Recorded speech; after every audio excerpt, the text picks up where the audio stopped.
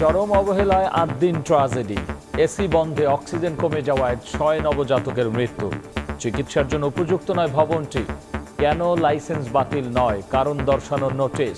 দায়িত্বরত চিকিৎসক না থাকা ও নার্স স্টাফ এবং সর্বোপরি হাসপাতাল কর্তৃপক্ষের দায়িত্বের অবহেলাজনিত বিষয়টি স্পষ্টভাবে প্রমাণিত হয়েছে। ভবনটি হাসপাতালের কার্যক্রম পরিচালনার জন্য উপযুক্ত নয়। আবাসিক ভবন ভাড়া নিয়ে হাসপাতাল করায় বাড়ছে ঝুঁকি। বিল্ডিং কোড মেনে স্বাস্থ্যসেবার পরামর্শ। তারা মনে করছে তাদের একটা রুম আছে, এসি লাগাই দিলে প্রবলেম, কিন্তু এই এসি বাচ্চাদের জন্য সুইটেবল কিনা, এর ভেন্টিলেশনটা কীরকম হবে। আমাদের প্রতিটি হাসপাতাল ধরে কিন্তু এখন একটা ইন্সপেকশন দরকার, যে হাসপাতালগুলো বিল্ডিং কোড অনুযায়ী তৈরি হয়েছে কিনা এবং হাসপাতালের যে স্ট্যান্ডার্ড সেটা মানছে কিনা। দেখছিলেন প্রধান শিরোনাম। রাত 11টার সময় সঙ্গে আছি আমি গোলাম রাব্বি। এবার অন্যান্য শীর্ষ সংবাদ। শিশু রামিসের ধর্ষণ হত্যা মামলার রায় ৭ জুন। দেশের ইতিহাসে 3 কার্যদিবসে বিচার কাজ সম্পন্ন রেকর্ড। আসামি সোহেল স্বপ্নার মৃত্যুদণ্ডের আশা রাষ্ট্রপক্ষের। আমের প্রকোপের মধ্যেই চোখ রাঙাচ্ছে ডেঙ্গু। বেশি ঝুঁকিতে দক্ষিণ সিটির 27টি ওয়ার্ড। বাসাবাড়িতে মিলছে এডিসের লার্ভা। প্রতিরোধে সবার সহযোগিতা চান প্রশাসক। জাতিসংঘ সাধারণ পরিষদের সভাপতি হওয়ায় পররাষ্ট্রমন্ত্রীকে মন্ত্রিসভার অভিনন্দন। একই সঙ্গে 2 দায়িত্ব পালন সম্ভব, নজির রয়েছে আগেও, বলেন খলিলুর রহমান। বাড়ছে না নিম্ন আয়ের গ্রাহকের বিদ্যুৎ বিল। আবাসিকে 75 ইউনিট পর্যন্ত বাড়তি দাম প্রত্যাহার বিইআরসির। মূল্যবৃদ্ধির প্রতিবাদে জামায়াতের বিক্ষোভ। এবং শাহজালালে হজ যাত্রীদের 150 লাগেজ কাটার সত্যতা মেলেনি। 3-4টি ক্ষতিগ্রস্তের বিষয়ে সৌদিকে চিঠি। 150 জনের ব্যাগ ক্ষতিগ্রস্তের অভিযোগ প্রত্যাহার করলেন অভিযোগকারী।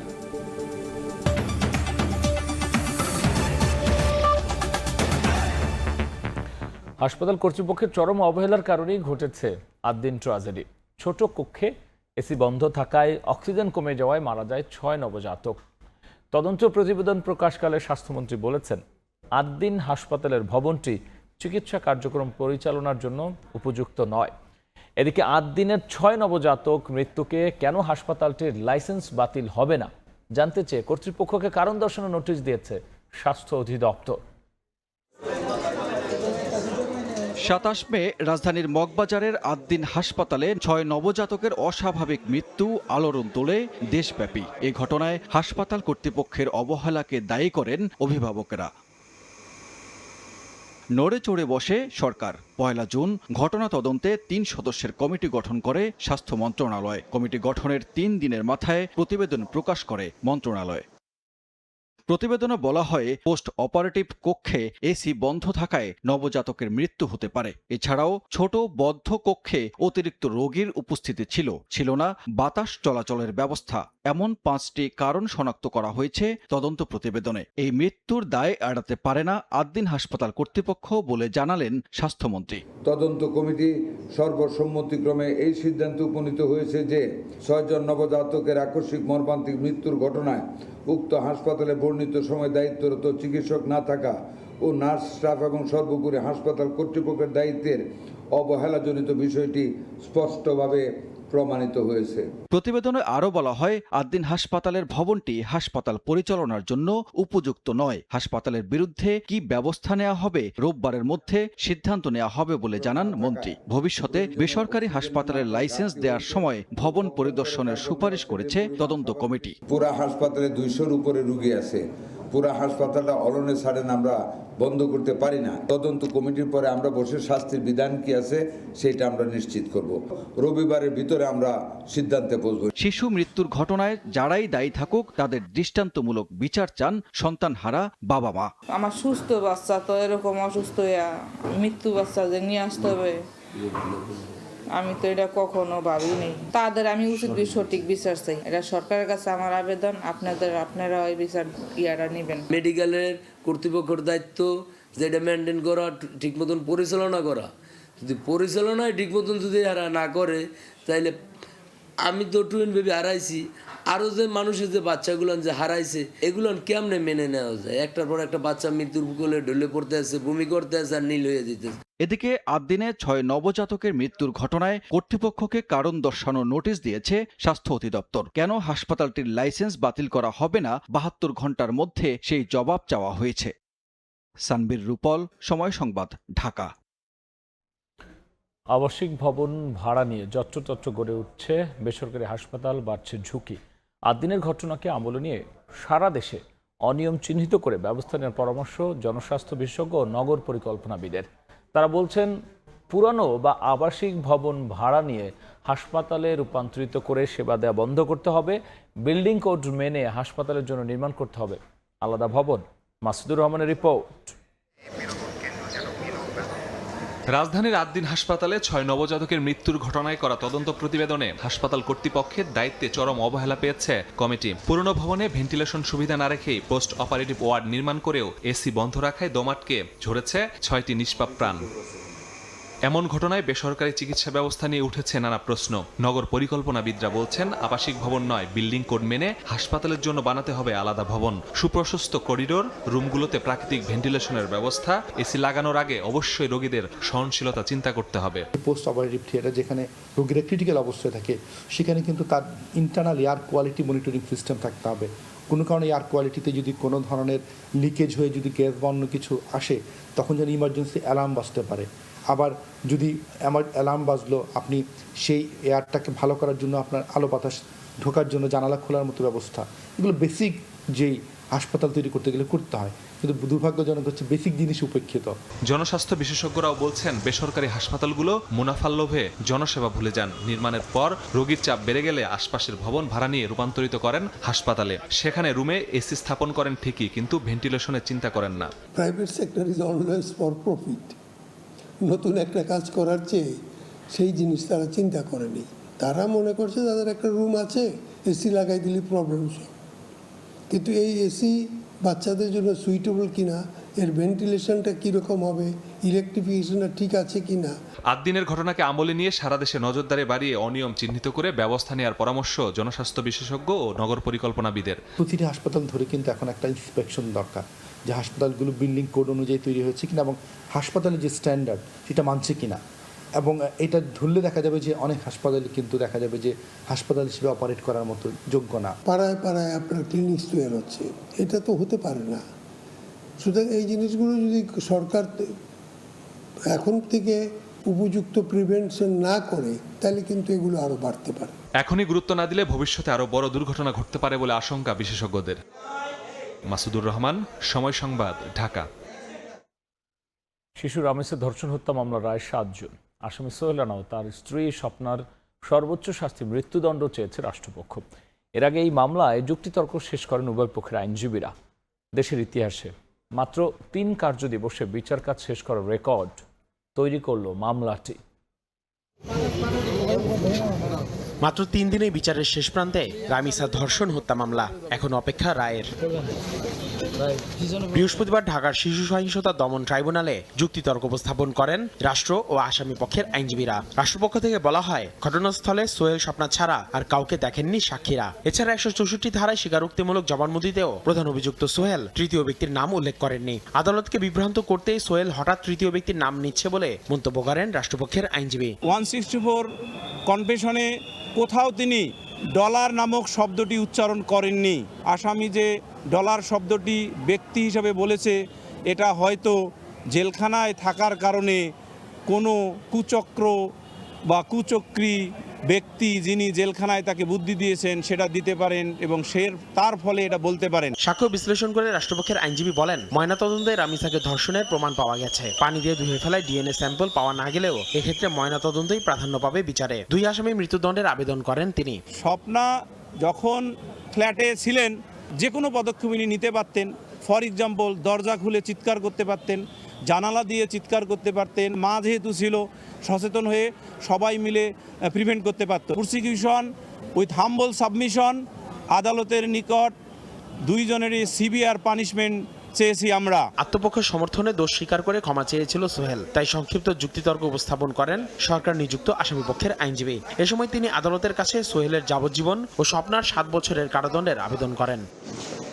7 জুন এই মামলার রায় ঘোষণা করবেন ট্রাইব্যুনাল, যা স্বল্প সময়ের মধ্যে বিচারের রেকর্ড হয়ে থাকবে।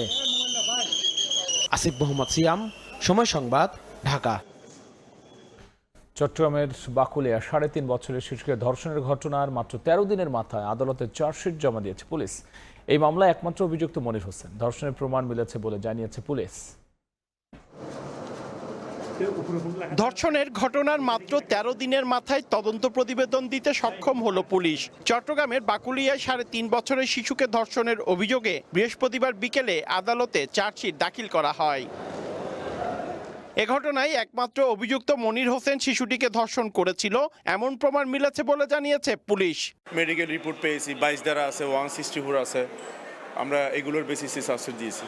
পজিটিভ সাইন আছে ধর্ষণের। আমরা চেষ্টা করতেছি যেন ভিকটিম তার সাথে যে অন্যায়টুকু হয়েছে তার আইন অনুযায়ী যথোপযুক্ত শাস্তি যেন আসামি পাই। সবাই চেষ্টা করতেছি যে ধর্ষণ মামলাগুলো তদন্ত যেন সেটা পুঙ্খানুপুঙ্খভাবে করা যায়। গত 21শে মে বিকালে বাকুলিয়ায় 3.5 বছর বয়সী শিশুটির বাবা মা কাজের জন্য বাড়ির বাইরে ছিলেন। বাসা ফাঁকা থাকার সুযোগ নেয় মনির হোসেন। কৌশলে শিশুটির ওপর নির্যাতন চালায় সে।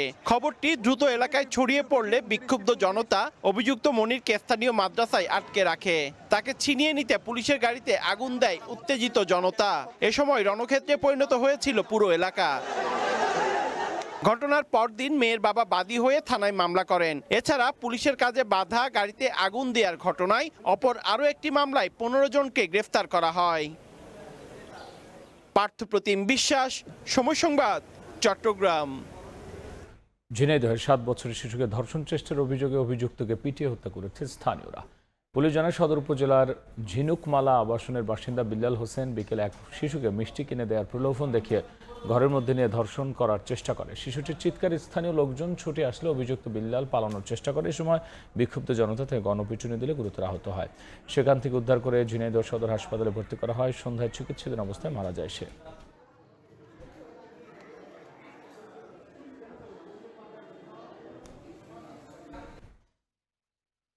হামের প্রকোপের মধ্যে এবার চোখ রাঙাচ্ছে ডেঙ্গু। ঢাকা দক্ষিণ সিটি কর্পোরেশনের 75টি ওয়ার্ডের মধ্যে 27টি উচ্চ ঝুঁকিপূর্ণ চিহ্নিত। বাড়ি বাড়ি মিলেছে এরিসেল লার্ভা।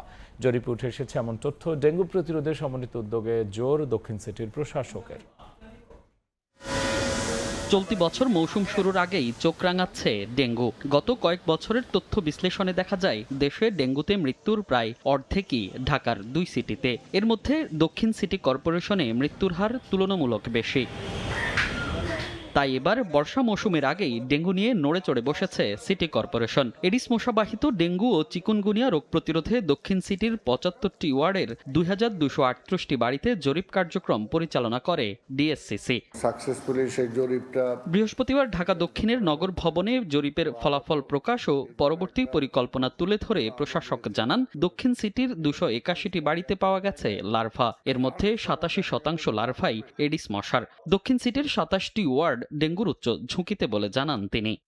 লার্ভা শনাক্ত হওয়া স্থাপনাগুলোর মধ্যে বহুতল ভবনে সর্বোচ্চ 35.23%, স্বতন্ত্র বাড়িতে 27.76%, নির্মাণাধীন ভবনে 17.44% এবং সেমি পাকা বাড়িতে 14.59% লার্ভা পাওয়া গেছে।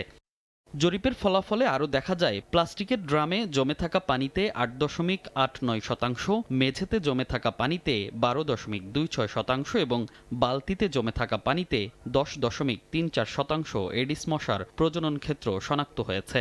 63টি ওয়ার্ডে মশার ঘনত্ব নির্দিষ্ট সূচকের চেয়ে বেশি, যা ডেঙ্গু রোগের ক্ষেত্রে ঝুঁকিপূর্ণ। এর মধ্যে এডিস মশার লার্ভার ঘনত্ব অনুযায়ী 27টি ওয়ার্ডের সবচেয়ে বেশি ঝুঁকিতে রয়েছে। জরিপের ফলাফল অনুযায়ী ডেঙ্গু ও চিকুনগুনিয়া প্রতিরোধে বিভিন্ন কর্মসূচি ঘোষণা করেন দক্ষিণের প্রশাসক। আগামী 6 জুন ডেঙ্গু ও চিকুনগুনিয়া রোগ প্রতিরোধে সচেতনমূলক র্যালি অনুষ্ঠিত হবে। 7 জুন 2026 তারিখ হতে ডেঙ্গুর অধিক ঝুঁকিপূর্ণ 27টি ওয়ার্ডে স্বাস্থ্য বিভাগ, বর্জ্য ব্যবস্থাপনা বিভাগের সমন্বয়ে 5 দিনব্যাপী বিশেষ ক্র্যাশ প্রোগ্রাম বিশেষ করে একদম প্রতিটা বাড়িতে আমরা সেখানে যাওয়ার জন্য চেষ্টা করব। ডেঙ্গু চিকিৎসায় হাসপাতালগুলোকে 10% বেড বিনামূল্যে দেওয়ার নির্দেশনাও দেয়া হয়েছে বলে জানান দক্ষিণ সিটি কর্পোরেশনের প্রশাসক। সমন্বিত উদ্যোগের মাধ্যমে একটু ডেঙ্গু মুক্ত, নিরাপদ ও স্বাস্থ্যকর ঢাকা গড়ে তোলা সম্ভব হবে। মনির হোসাইন, সময় সংবাদ, ঢাকা। প্রাপ্ত ফলাফল। জাতিসংঘ সাধারণ পরিষদের সভাপতি হওয়ায় পররাষ্ট্রমন্ত্রী ডক্টর খলিলুর রহমানকে অভিনন্দন জানিয়েছে মন্ত্রিসভা। এদিকে 40 বছর আগের নজির টেনে পররাষ্ট্রমন্ত্রী বলেন, সাধারণ পরিষদের সভাপতির পাশাপাশি পররাষ্ট্র মন্ত্রণালয়ের দায়িত্বে থাকা সম্ভব। Khalilur Rahman, Bangladesh, 99, has been elected President of the General Assembly at its 81st session. জাতিসংঘের সাধারণ পরিষদে সভাপতি নির্বাচিত হবার পর বৃহস্পতিবার সকালে দেশে ফেরেন পররাষ্ট্রমন্ত্রী ডক্টর খলিলুর রহমান। প্রধানমন্ত্রী তারেক রহমানের পক্ষ থেকে বিমানবন্দরে তাকে ফুলেল শুভেচ্ছা জানান পররাষ্ট্র বিষয়ক উপদেষ্টা হুমায়ুন কবির। এ সময় পররাষ্ট্র প্রতিমন্ত্রী শামা ওবায়েদ এবং মন্ত্রণালয়ের কর্মকর্তারাও উপস্থিত ছিলেন। এরপর পররাষ্ট্র মন্ত্রণালয়ে আসেন খলিলুর রহমান। বাংলাদেশের এ অর্জনে তাকে সংবর্ধনা জানান মন্ত্রণালয়ের কর্মকর্তারা। পরে গণমাধ্যম কর্মীদের সঙ্গে আলাপচারিতায় এ অর্জনকে দেশের গণতন্ত্রে উত্তরণের অভূতপূর্ব বিজয় হিসেবে বর্ণনা করে প্রধানমন্ত্রী তারেক রহমানকে ধন্যবাদ জানান। এ বিজয়কে তিনি দেশের ভবিষ্যতের জন্য উৎসর্গ করেন। যে অভূতপূর্ব গণতান্ত্রিক উত্তরণ হয়েছে তার বিজয়, এই বিজয় আমাদের প্রিয় প্রধানমন্ত্রীর বিজয়। এই বিজয় আমরা বাংলাদেশের ভবিষ্যতের কাছে উৎসর্গ করছি। 40 বছর আগের নজির টেনে খলিলুর রহমান বলেন, জাতিসংঘ সাধারণ পরিষদের সভাপতির পাশাপাশি পররাষ্ট্র মন্ত্রণালয়ের মন্ত্রী 2 পদে বহাল থাকার নজির রয়েছে।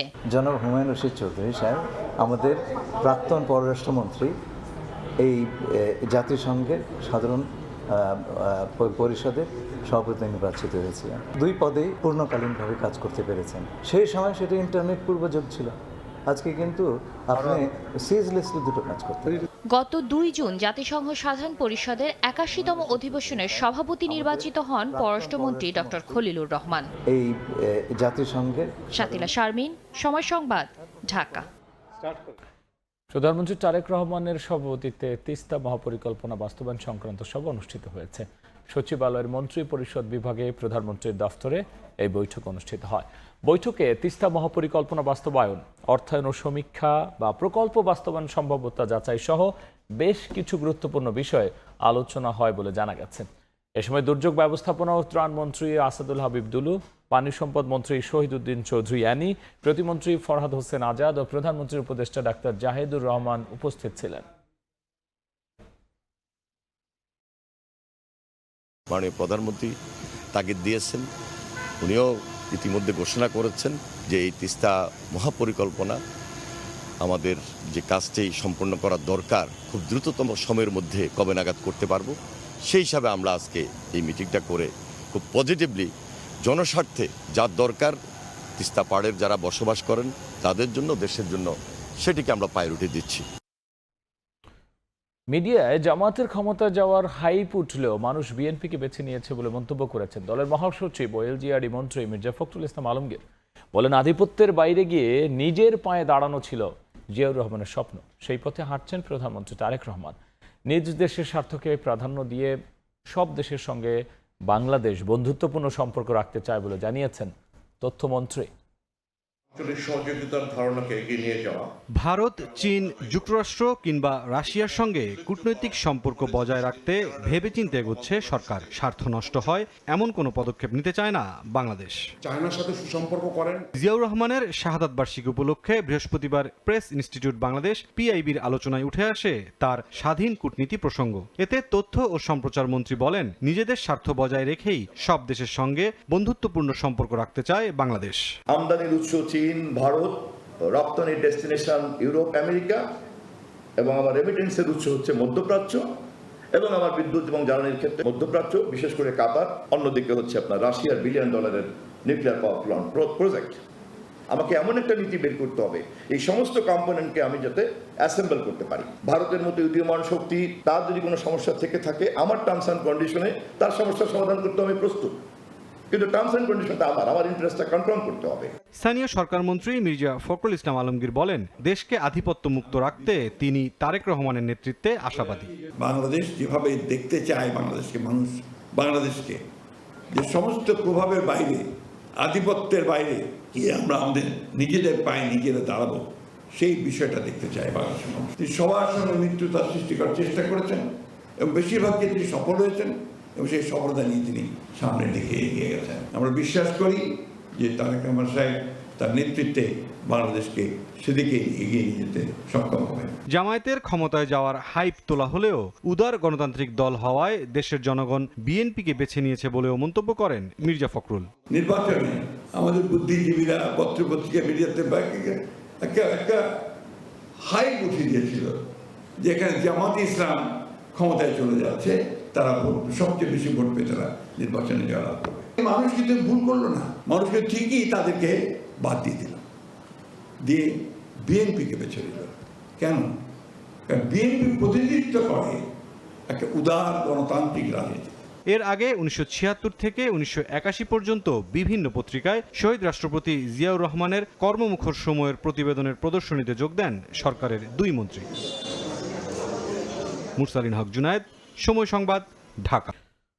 আবাসিকে 75 ইউনিট পর্যন্ত বিদ্যুতের বাড়তি দাম প্রত্যাহার করেছে Bangladesh energy regulatory commission BERC. এর ফলে নিম্ন আয়ের গ্রাহকরা আগের দামে বিদ্যুৎ সুবিধা পাবেন। এর আগে ভোগান্তি বিবেচনায় প্রান্তিক গ্রাহকদের বিদ্যুতের দাম পুনর্মূল্যায়নে বিইআরসিকে অনুরোধ জানায় বিদ্যুৎ বিভাগ। এরপর বিকেলে এক বিজ্ঞপ্তিতে বর্ধিত দাম প্রত্যাহারের সিদ্ধান্ত জানায় বিইআরসি। বিজ্ঞপ্তিতে বলা হয়, আবাসিকে মাসিক 50 ইউনিট পর্যন্ত ব্যবহারকারীরা আগের মতোই 4 টাকা 63 পয়সা ও 75 ইউনিট পর্যন্ত ব্যবহারকারীরা 5 টাকা 26 পয়সা দরে বিদ্যুৎ পাবেন। তবে অন্যান্য গ্রাহকদের ক্ষেত্রে বুধবার যে দাম বাড়ানো হয়েছে তা বহাল থাকবে।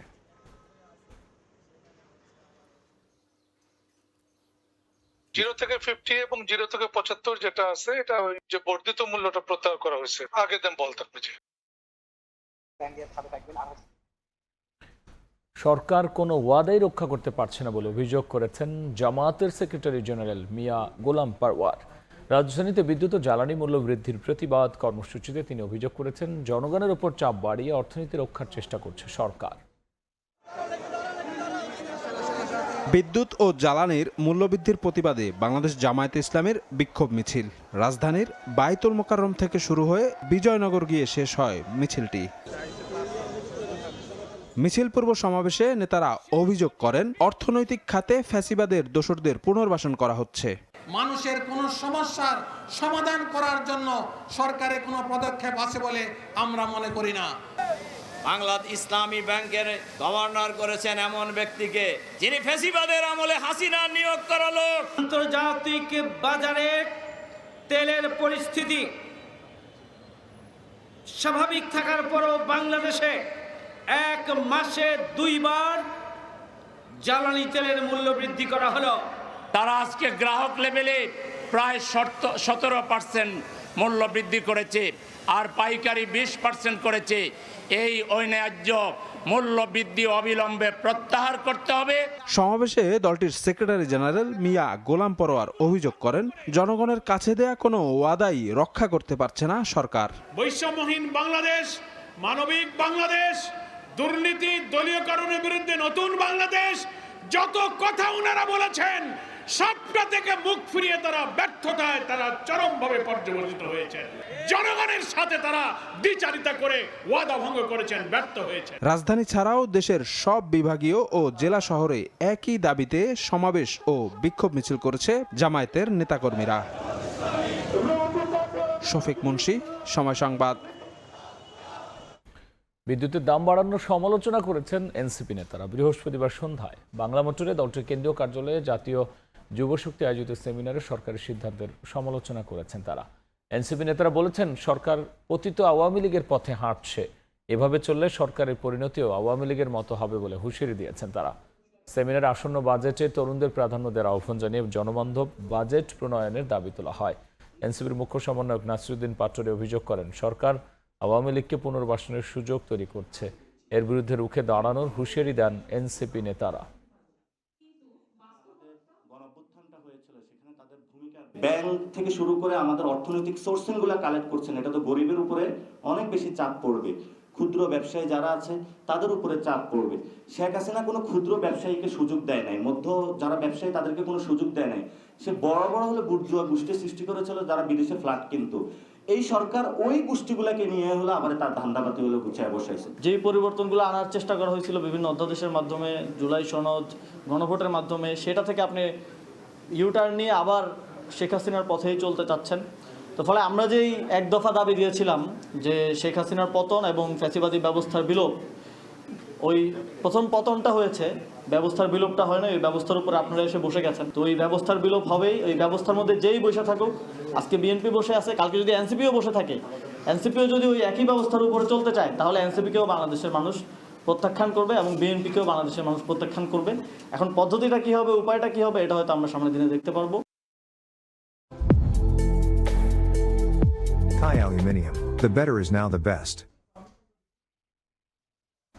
হজযাত্রীদের 150টি লাগেজ কাটার অভিযোগের কোনো সত্যতা পাওয়া যায়নি বলে জানিয়েছেন বিমান প্রতিমন্ত্রী এম রশিদুজ্জামান মিল্লা। সচিবালয়ের ব্রিফিংয়ে তিনি জানিয়েছেন, পুরো ভিডিও ফুটেজ বিশ্লেষণ করে লাগেজ কাটার প্রমাণ পাওয়া যায়নি। ওই ফ্লাইটের 21টি ক্ষতিগ্রস্ত লাগেজের বিষয়ে সৌদি কর্তৃপক্ষকে চিঠি দেওয়া হয়েছে বলে জানান প্রতিমন্ত্রী। এদিকে অভিযোগকারী 150 জনের ক্ষতিগ্রস্তের অভিযোগ প্রত্যাহার করে নিয়েছেন। মঙ্গলবার দিবাগত রাতে সৌদি আরবের জেদ্দা থেকে আসা বাংলাদেশ বিমানের হজ ফ্লাইটে প্রায় 150 যাত্রীর লাগেজ কাটা এবং মূল্যবান জিনিস চুরি সংক্রান্ত একটি পোস্ট সামাজিক যোগাযোগে ভাইরাল হয়। এরপর ঘটনা তদন্তে নামে সরকার। পর্যালোচনা করা হয় সিসিটিভি ফুটেজ, গ্রাউন্ড হ্যান্ডলিং কর্মীদের বডি ক্যামেরার ভিডিও। গতকালকের একটি বৃহস্পতিবার সংবাদ সম্মেলনে ঘটনার বিস্তারিত তুলে ধরেন বিমান প্রতিমন্ত্রী। জানান, ফ্লাইটে থাকা 836টি লাগেজের 21টি ক্ষতিগ্রস্ত পাওয়া যায়। সরকারি তদন্তে শাহজালালে লাগেজ কাটার প্রমাণ মেলেনি। সৌদি আরবে চেকিং এর সময় কাটা হয়ে থাকতে পারে বলেও জানান তিনি।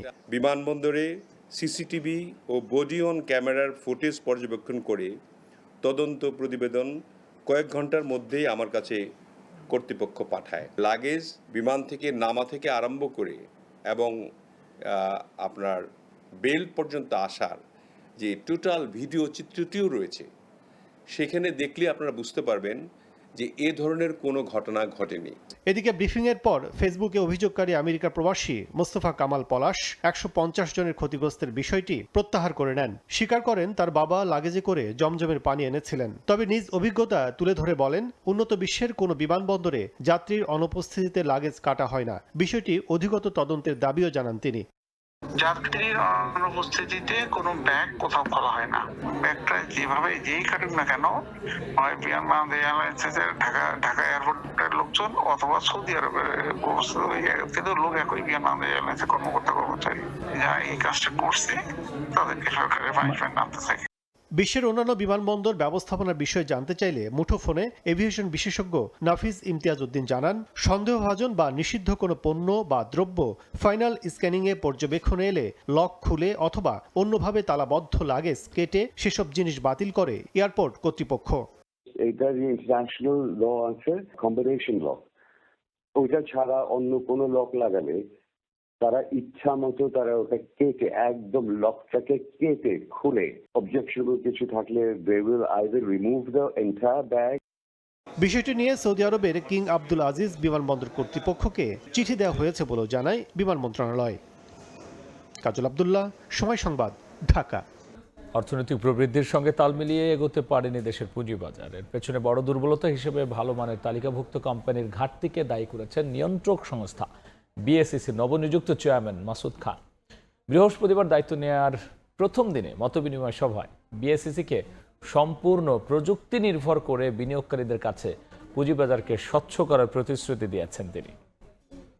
সিকিউরিটি অ্যান্ড এক্সচেঞ্জ কমিশনের কমপ্লিটলি নতুনভাবে সাজাচ্ছি, আপনাদের জন্য বলছি আমি কমপ্লিটলি। এটাই এই আগামী 2 সপ্তাহের মধ্যে জানতে পারবেন। গেল মঙ্গলবার 2 সপ্তাহের মধ্যে Bangladesh securities and exchange commission BSEC পুনর্গঠনের কথা জানান অর্থমন্ত্রী। এর 2 দিনের মাথায় বৃহস্পতিবার সকালে পদত্যাগপত্র জমা দেন পুঁজিবাজার নিয়ন্ত্রক সংস্থাটির চেয়ারম্যান সহ 4 কমিশনার।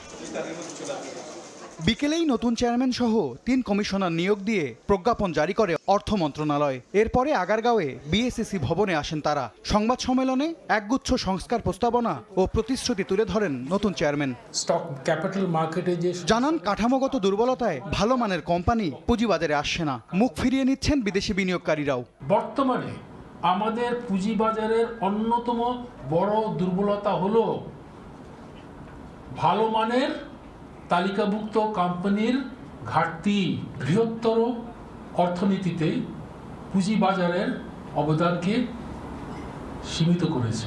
জানানো হয় বিনিয়োগকারীর সুরক্ষা রেখে ব্যয় কমানোর নীতি নেবে নতুন কমিশন। আমলাতান্ত্রিক জটিলতা কমিয়ে বিএসইসিকে সম্পূর্ণ প্রযুক্তি নির্ভর নিয়ন্ত্রক সংস্থা হিসেবে গড়ে তোলার প্রতিশ্রুতি দেন নবনিযুক্ত চেয়ারম্যান। আইপিও আবেদন, রাইটস ইস্যু, বন্ড ও সুকুক আবেদন, লাইসেন্সিং কার্যক্রম এবং বিভিন্ন নিয়ন্ত্রক দাখিলপত্র ক্রমান্বয়ে সম্পূর্ণ ডিজিটাল প্ল্যাটফর্মে স্থানান্তরিত হবে। আধুনিক নজরদারি কাঠামো তৈরি করে বাজার কারসাজি দ্রুত শনাক্ত করা হবে বলে জানান চেয়ারম্যান। শৃঙ্খলার প্রশ্নে কোনো আপোষ। MS আরিফিন, সময় সংবাদ, ঢাকা। একটু চালের দামে বস্তা কিনছেন ভোক্তারা। বিএসটিআই এর অভিযানে মিলেছে এমন বাজার বাস্তবতা। বস্তা মোড়কের গায়ে লিখে দেওয়া প্রতিশ্রুত ওজন মোতাবেক ক্রেতারা পণ্য পাচ্ছেন কিনা তা নিশ্চিতে রাজধানী মিরপুরে অভিযান চালায় সংস্থাটি। এ সময় রড স্বর্ণের দোকানে অনিয়ম পাওয়ায় জরিমানা করেন ভ্রাম্যমাণ আদালত। আরেকবার পরিমাপ করে দেখা হচ্ছে 50 কেজির বস্তায় বস্তার ওজন বাদে 50 কেজির চাল আছে কিনা। বৃহস্পতিবার দুপুরে ভোক্তার স্বার্থ সুরক্ষায় রাজধানীর মিরপুর এলাকায় এভাবেই চালের দোকানে অভিযান চালায় বিএসটিআই। চালের দামেই বস্তা কিনতে হচ্ছে এমন চিত্র উঠে আসে এই বাজার তদারক হইতে। চাউলে বস্তা বাদে যে 50 কেজি থাকার কথা কিছু তারতম্য ছিল। আমরা কিছু কম পেয়েছি, কম বলতে ওটা আমাদের টলারেন্স লিমিটের মধ্যে ছিল, এজন্য আমরা জরিমানা করিনি, কিন্তু তাদেরকে আমরা সতর্ক করেছি। অভিযান চালানো হয় রড সিমেন্টের দোকানেও। আইনি ব্যত্যয় পাওয়ায় এক রড বিক্রেতাকে 50,000 টাকা জরিমানা করেন বিএসটিআই এর ভ্রাম্যমাণ আদালত। প্রতি বছর যে স্ট্যাম্পিং করানো হয় সেই সনদবিহীন একটা দোকানে আমরা পেয়েছি, সেই দোকানে 50,000 টাকা জরিমানার আদায়ের মাধ্যমে ওই মামলার নিষ্পত্তি করা হয়। সনদ এটা আমি আমার ফাইল এখানে আছে, দেখাইতে পারছি না এই মুহূর্তে, তার জন্য আমাকে 50,000 জরিমানা করছে। আদারওয়াইজ স্কেল টিস্কেল যাবতীয় সবকিছু ঠিক আছে। মূল্যবান ধাতু স্বর্ণের দোকানেও পরিমাপ তদারকি করেন সংস্থাটির কর্মকর্তারা। সেখানেও পরিমাপ পদ্ধতি ত্রুটির কারণে জরিমানা আদায় করেন এক দোকান থেকে। স্বর্ণের দোকানে যে দেখলাম যে গ্রামের পরিবর্তে বুলিয়ন বাটখারা ব্যবহার করতেছে, এটা আইনের বিধি বহির্ভূত। বিজ্ঞ নির্বাহী ম্যাজিস্ট্রেট মহোদয় 10,000 টাকা জরিমানা আদায়ের মাধ্যমে মামলার নিষ্পত্তি করেন। মেট্রোলজি দিবস উপলক্ষে এই অভিযান চালানো হলেও তা অব্যাহত রাখা হবে বলে জানান বিএসটিআই এর কর্মকর্তারা। কামরুল হাসান সবুজ, সময় সংবাদ, ঢাকা। আবারও সীমান্ত দিয়ে পুশ ইনের চেষ্টায় বিএসএফ। যশোরে বাধা পাওয়ার পর এবার চাঁপাইনবাবগঞ্জ সীমান্ত দিয়ে 28 জনকে ঠেলে পাঠানোর চেষ্টা করা হয়। তবে বিজিবির বাধায় কেউ ঢুকতে পারেনি বাংলাদেশে। সীমান্তের শূন্য রেখায় অবস্থান করছে নারী শিশু সহ 28 জন। সীমান্তে অবৈধ অনুপ্রবেশ রুখতে সতর্ক বিজিবি। কিছুদিন ধরেই সীমান্তে পুশিনের আতঙ্ক, তাই অস্ত্র হাতে অতন্ত্র প্রহরীর কঠোর অবস্থান। লক্ষ্য যে কোনো অপচেষ্টা রুখে দেওয়ার। দিনরাত টহলে বিজিবি। বৃহস্পতিবার ভোরে চাঁপাইনবাবগঞ্জ বাঙ্গাবাড়ি সীমান্ত দিয়ে ভারতীয় ভূখণ্ড থেকে 28 জনকে বাংলাদেশের দিকে ঠেলে পাঠানো হয়। তবে বিজিবির প্রতিরোধের মুখে বাংলাদেশে ঢুকতে পারেনি ওই দলটি। বিজিবির 16 ব্যাটালিয়নের অধিনায়ক লেফটেন্যান্ট কর্নেল মোহাম্মদ আরিফুল ইসলাম মাসুম এই পুশিনের চেষ্টার তথ্য নিশ্চিত করেন। বিজিবির বাধা পেয়ে পুশিনের চেষ্টায় থাকা দলটি আবারও শূন্যরেখায় অবস্থান নেয়। দলটিতে 28 জনের মধ্যে 12 জন পুরুষ, 10 জন নারী ও 6 শিশু রয়েছে। এর আগে গত 1 জুন যশোরের শার্শা উপজেলার সাদিপুর সীমান্তের বিপরীতে ভারতের হরিদাসপুর এলাকায় প্রায় 100 থেকে 120 জন নারী পুরুষ ও শিশু এবং 3 জুন একই সীমান্ত দিয়ে আরও 15 জনকে পুশিনের চেষ্টা করে বিএসএফ। বিজিবির তৎপরতায় সফল হয়নি তারা। ফাহরিয়া ফারজানা, সময় সংবাদ। দেখছেন রাত 11টার সময়। টাঙ্গাইলে 2 গ্রামবাসীর সংঘর্ষে একজনের মৃত্যু হয়েছে। অগ্নিসংযোগ করা হয়েছে একাধিক বাড়িতে। সন্ধ্যায় ভুয়াপুরের জগৎপুরা ও গোপালপুরের গোলপ্যাঁচা গ্রামের মধ্যে সংঘর্ষের ঘটনা ঘটে। স্থানীয়রা জানান, দোকানে বাকি খাওয়া নিয়ে দুই গ্রামবাসীর মধ্যে এর আগেও দফায় দফায় সংঘর্ষ ও ভাঙচুরের ঘটনা ঘটে। এরই জেরে বিকেলে দেশীয় অস্ত্র নিয়ে সংঘর্ষে জড়ায় তারা। অগ্নিসংযোগ করা হয় বেশ কিছু বসতঘরে। এই ঘটনায় আহতদের ভুয়াপুর হাসপাতালে নেওয়া হলে কালাম তালুকদার নামে একজনের মৃত্যু হয়।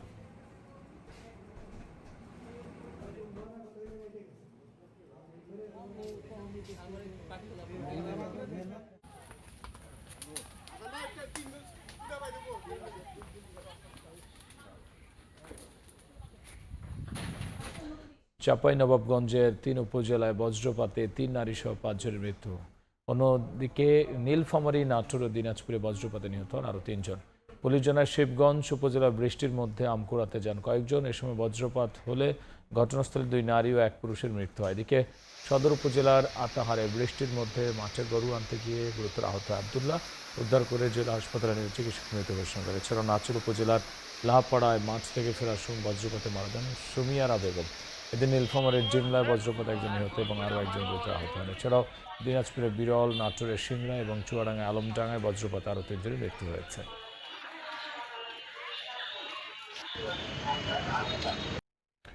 দেখছেন রাত 11টার সময়। লেবাননের দক্ষিণাঞ্চলে ইসরায়েলি বিমান হামলায় 2 প্রবাসী বাংলাদেশি সহ 4 বিদেশি নাগরিক আহত হয়েছেন। দেশটির রাষ্ট্রীয় সংবাদ সংস্থা ন্যাশনাল নিউজ এজেন্সির বরাত দিয়ে তথ্য দিয়েছে আল জাজিরা। গণমাধ্যমটি জানায়, লেবাননের নাবাতি জেলার আল মশাল এলাকায় 2 দফায় হামলা চালায় দখলদার বাহিনী। এতে কর্মক্ষেত্রে থাকা 2 বাংলাদেশি গুরুতর আহত হন। তাদের উদ্ধার করে হাসপাতালে নেওয়া হয়েছে। একই সময় ওই জেলার আরও 2টি শহরে ব্যাপক বিমান ও বোমা হামলা চালায় ইসরায়েলি বাহিনী। প্রবাসী বাংলাদেশিরা ছাড়াও গোলার আঘাতে আহত হয়েছেন 2 সিরীয় নাগরিক। কুয়েত বিমানবন্দরে ড্রোন হামলা আহত 2 প্রবাসী বাংলাদেশের অবস্থা আশঙ্কাজনক। একজন আইসিইউতে, অন্যজনকে রাখা হয়েছে পর্যবেক্ষণে। আহতদের সুচিকিৎসা নিশ্চিতে কাজ করছে বাংলাদেশ দূতাবাস। সরকারের পক্ষ থেকে আহত প্রবাসীদের সব ধরনের সহযোগিতার আশ্বাস দেওয়া হয়েছে। মঈন সুমনের রিপোর্টে বিস্তারিত। হামলায় গুরুতর আহত 2 জনের অবস্থা আশঙ্কাজনক। এর মধ্যে মানিকগঞ্জের শারমিন আক্তার আইসিইউতে এবং ফরিদপুরের মোহাম্মদ শেখ রাসেল পর্যবেক্ষণে রয়েছেন। এছাড়া হাসপাতালে ভর্তি আছেন সাতক্ষীরার মোহাম্মদ খলিল গাজী। অন্যদিকে পটুয়াখালীর শিরিন আক্তার ও ধামরাইয়ের মোহাম্মদ শফিকুলকে প্রাথমিক চিকিৎসা শেষে ছেড়ে দেওয়া হয়েছে। আহতদের ফারওয়ানিয়া এবং শেখ জাবের আল আহমদ আল সাবা হাসপাতালে চিকিৎসা দেওয়া হচ্ছে। সংকটকালীন সময়ে আহত প্রবাসীদের পাশে দাঁড়িয়েছেন বাংলাদেশ দূতাবাস। হামলার খবর পাওয়ার পরপরই হাসপাতালে চিকিৎসাধীন বাংলাদেশিদের দেখতে ছুটে যান রাষ্ট্রদূত মেজর জেনারেল সৈয়দ তারেক হোসেন। সরকারের পক্ষ থেকে সব ধরনের সহযোগিতার আশ্বাস দেন তিনি। দূতাবাস কর্তৃপক্ষ আমরা তাদের সাথে যোগাযোগ রাখছি, হাসপাতাল কর্তৃপক্ষের সাথে যোগাযোগ রাখছি এবং তাদের যে কর্মস্থল সে কোম্পানির সাথে আমরা যোগাযোগ রাখছি তাদের কল্যাণের ব্যাপারে। এদিকে হামলার পর বিমানবন্দরের কার্যক্রম আংশিকভাবে ব্যাহত হলেও নিরাপত্তা মূল্যায়ন শেষে কিছু ফ্লাইট পুনরায় চালু করা হয়েছে। পরিস্থিতি নিবিড়ভাবে পর্যবেক্ষণ করছে কুয়েত সরকার। মঈন সুমন, সময় সংবাদ, কুয়েত। এই ছিল আমার কাছে থাকা দেশ বিদেশের খবর।